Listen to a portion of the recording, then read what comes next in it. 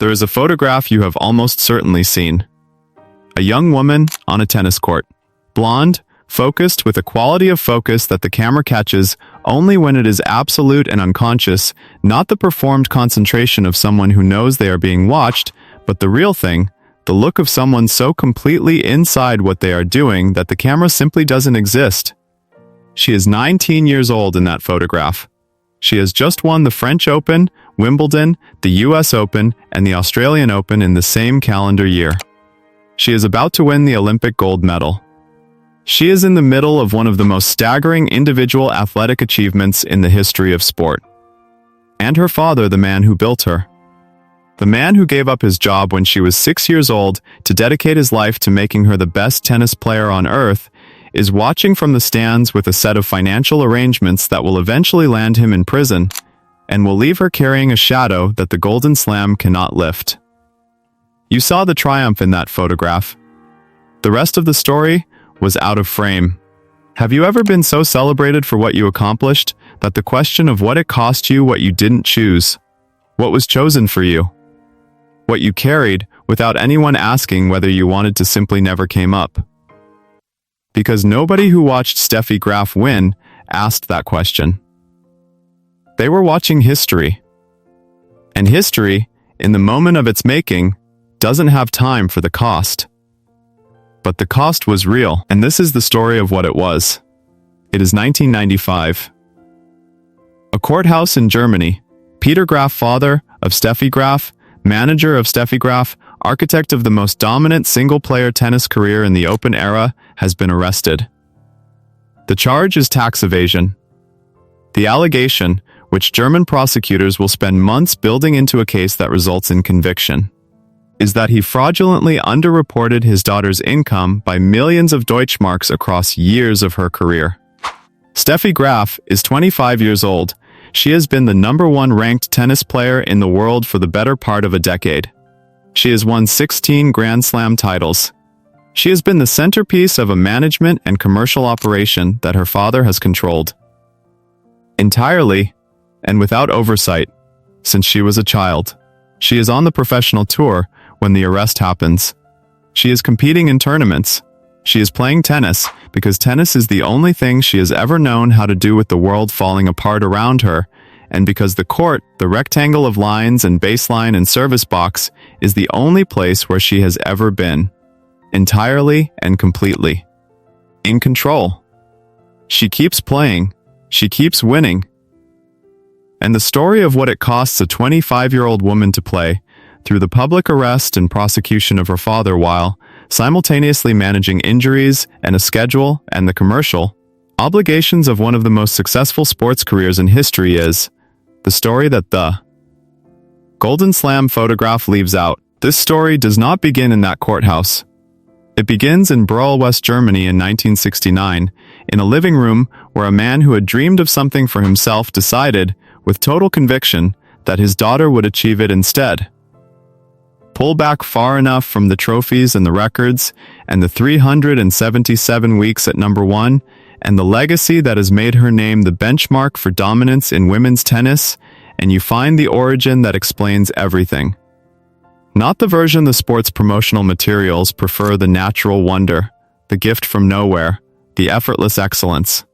The version that actually happened. Stefanie Maria Graf was born on June 14, 1969, in Mannheim, West Germany, into a family where tennis was already a presence before she arrived. Her father, Peter Graf, was a car and insurance salesman who played recreational tennis not at a level that produced a career, but at a level that produced something more consequential. An intimate understanding of the sport. A conviction about what its possibilities were. And the specific hunger of a man who had gotten close enough to see what excellence looked like without being able to reach it himself. Her mother, Heidi, was a quiet counterweight present, warm, organized in the domestic sense that large ambitions require a stable foundation. She was the stability. Peter was the drive. When Steffi was 3 years old, her father nailed a small net between two furniture legs in the living room and gave her a child-sized racket and began hitting balls over it. She was 3 years old. By 4, she was hitting with a control that impressed him beyond what impressing him required. By 5, she was at the local tennis club. By 6, Peter Graf had made a decision that would restructure the entire family's existence around his daughter's tennis. He reduced his professional commitments significantly to devote himself to her training and development. He became not simply a father who was interested in his daughter's tennis, he became the manager of a project. The project was Steffi. She has said, in interviews carefully parsed across the decades of her career and retirement, that she loved tennis, that she was not forced into it, that the joy was real. And there is every reason to believe her because the gift was real, because the pleasure she took in the sport was genuine, because no amount of parental pressure produces a player with her specific quality of presence on a court. She chose the game. She was not simply assigned to it. But she was also 6 years old when the choice was first made by the adults around her. 6, the age at which children absorb the expectations of their world as the facts of their world. The age at which the available identity of future tennis champion becomes, through repetition and structure and the daily organization of time around a single pursuit, the only identity on offer. She chose tennis. She also could not have chosen otherwise given the world that was built around her before the choice was old enough to be questioned. Have you ever made a choice that was so thoroughly prepared by the choices of the people who raised you that you could not cleanly separate your own desire from the structure that formed it? That is not a question about regret. It is a question about the particular difficulty of knowing yourself when the self was organized, very early, around something you did not pick from a field of alternatives. That question follows Steffi Graf from the living room in Brühl all the way to her retirement press conference in 1999. She turned professional at 13. This is a sentence that needs to be read slowly.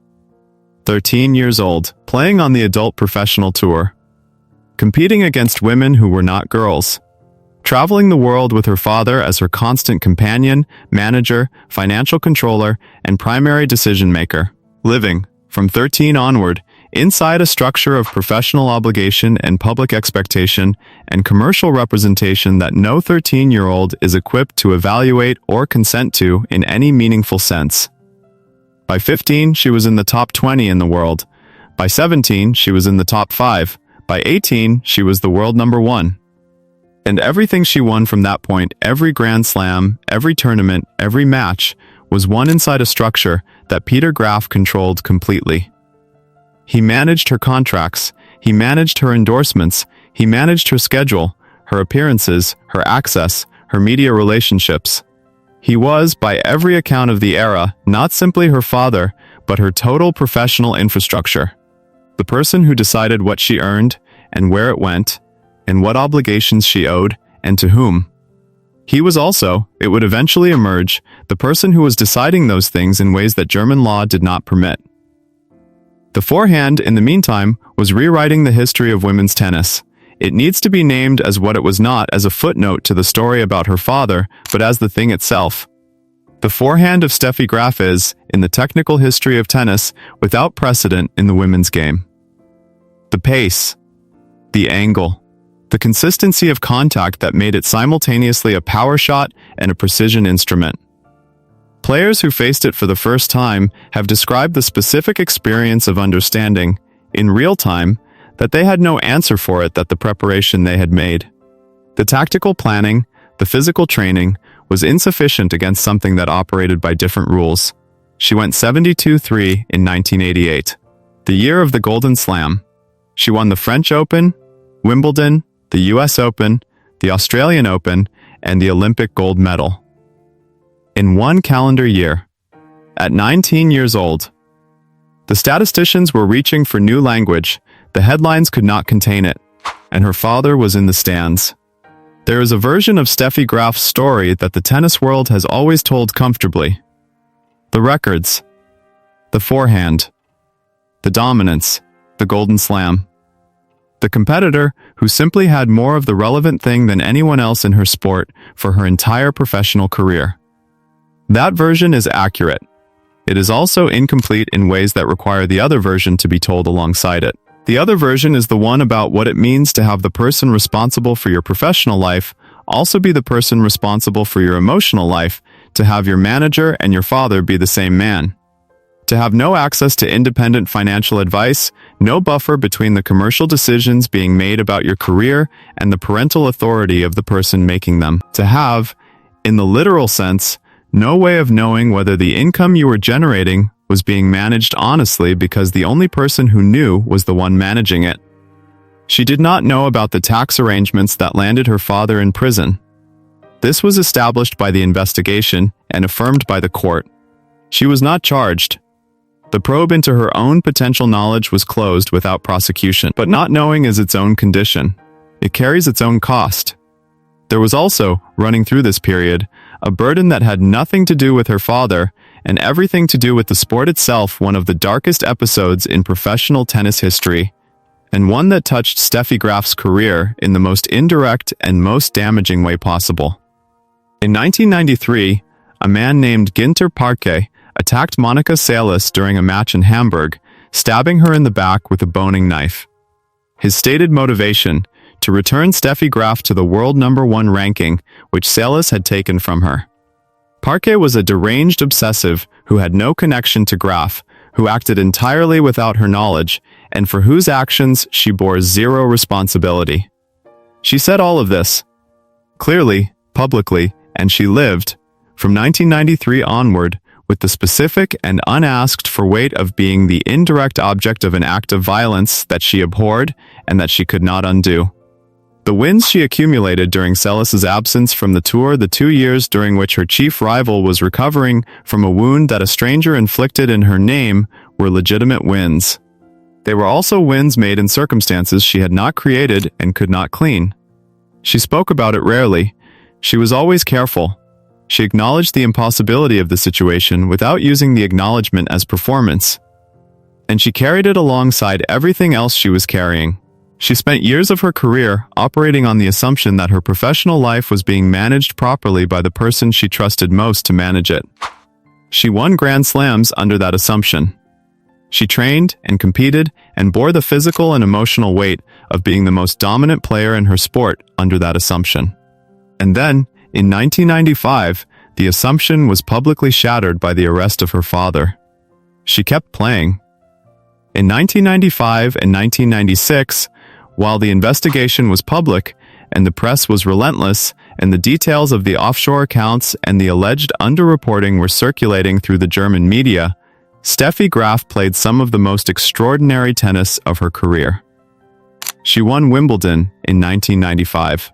She won Wimbledon again in 1996, her 7th Wimbledon title, the one that moved her past Martina Navratilova's record.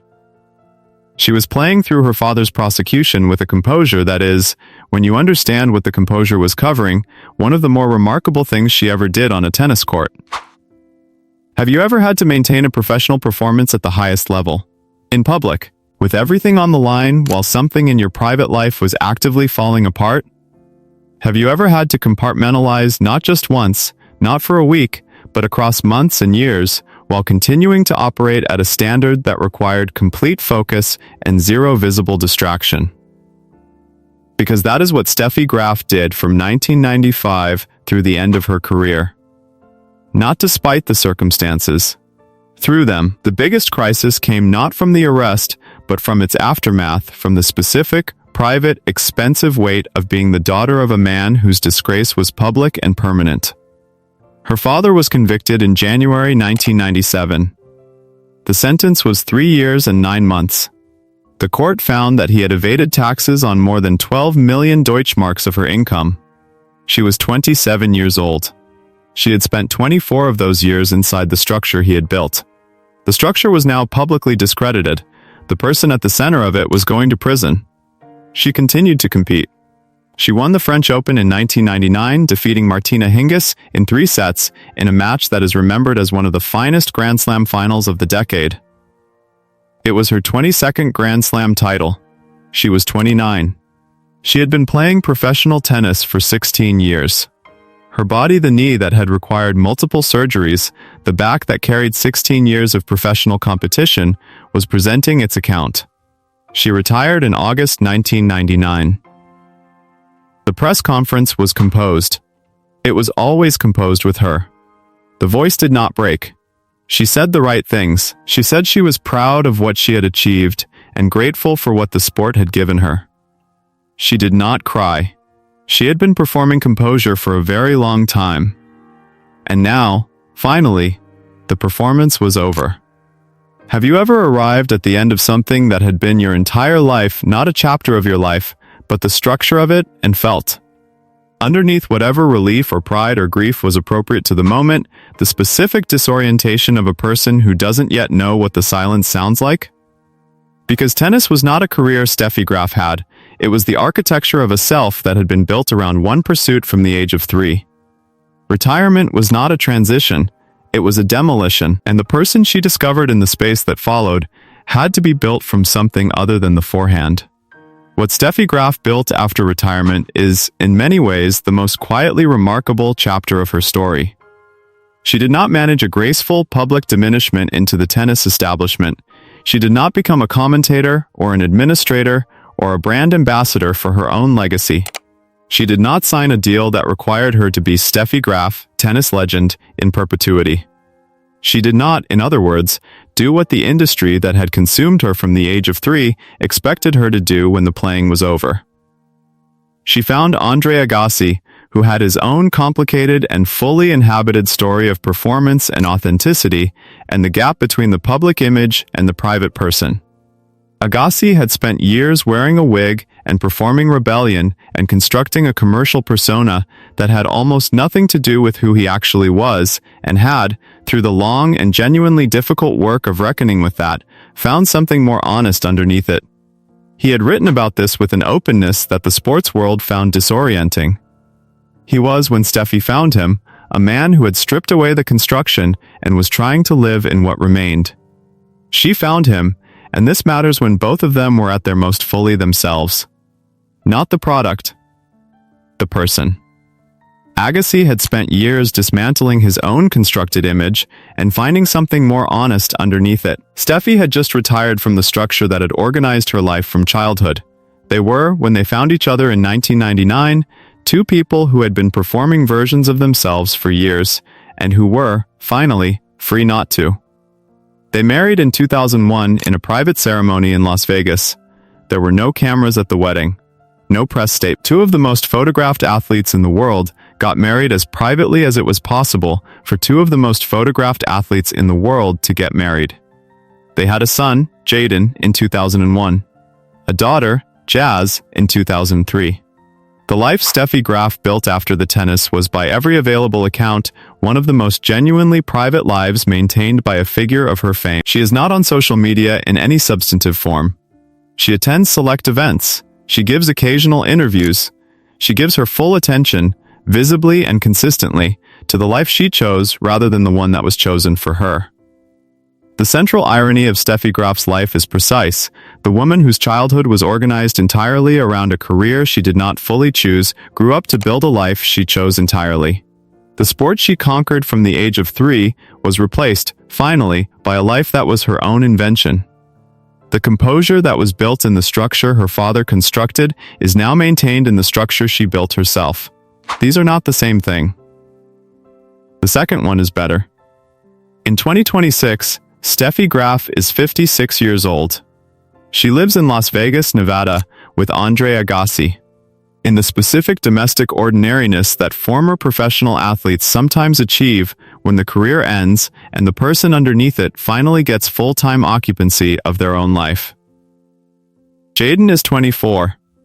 Jazz is 22. The children of two people who were photographed more than almost anyone else of their generation are growing up with the privacy that their parents chose and defended and maintained with the deliberateness of people who understood, from direct experience, what the alternative cost. The Children for Tomorrow Foundation, which Steffi founded in 1998, while she was still competing, to provide psychological support for children affected by war and violence, has been operating for more than 25 years. It is, by every available measure, serious and operational, and funded and sustained in the way of projects that reflect a genuine commitment rather than a celebrity endorsement. She established it while she was still in the structure she was trying to leave. She has maintained it in the freedom on the other side. The woman who had the least control of her own childhood built the most sustained effort of her professional post-career life around protecting the childhoods of others. She attends tennis events occasionally. She is, when she appears, visibly comfortable in a way that she was not always visibly comfortable during her playing years, when the composure was necessary and constant, and the internal life was something she had been trained since childhood not to display.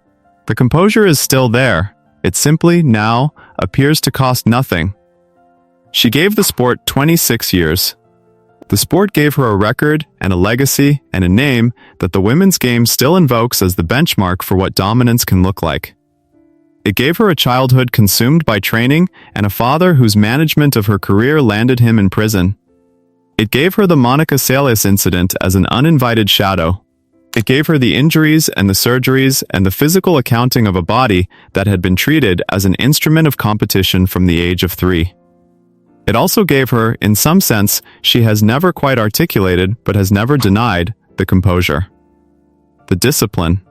The specific quality of focus that the photographs always captured, and that the people who worked with her described as something that could not be manufactured, the ability to be completely present in the most high-pressure moments, to narrow the entire world to the rectangle of the court, to separate what mattered from what did not. She took that with her when she left, and she built, in the years since, a life that she actually chose. That is not a small thing. For someone whose first choice was made at 3 years old in a living room in Brole by a man who was not her, it is the most important thing. Steffi Graf's story is not a story about tennis. It is not a story about the Golden Slam or the 377 weeks or the forehand that no player since has been able to replicate at the same pitch of consistency and power. It is a story about the cost of being formed by someone else's ambition.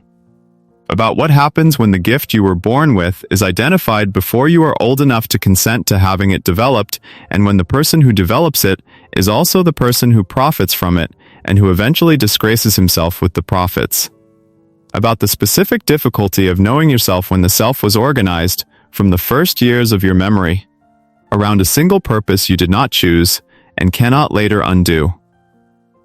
It is also, finally, a story about what is built on the other side. About the woman who won 22 Grand Slams and then, for the first time, built something that was entirely her own design. About the Children for Tomorrow Foundation. About the marriage that happened in a private ceremony in Las Vegas without a press release. About the daughter and the son growing up in the privacy that their mother was never allowed.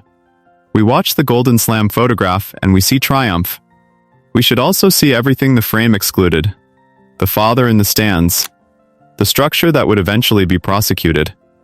The girl who was 3 years old when the project began and who was 29 when she finally walked away from it. What are you carrying that was placed on you before you were old enough to choose it? What would it mean to set it down or not to set it down, but to finally understand what it is and to choose, for the first time with full knowledge, whether to keep carrying it? Leave that in the comments. Because that question is not about tennis. It is about every life that was organized around someone else's vision before it became your own. If this story moved something in you, leave a like. 1 second. It means this story reaches someone who needs it. Subscribe. There are more stories like this coming, lives shaped by forces they didn't choose, rebuilt by choices they finally did. And tell me in the comments, what is the one thing from Steffi Graf's story that you carry forward?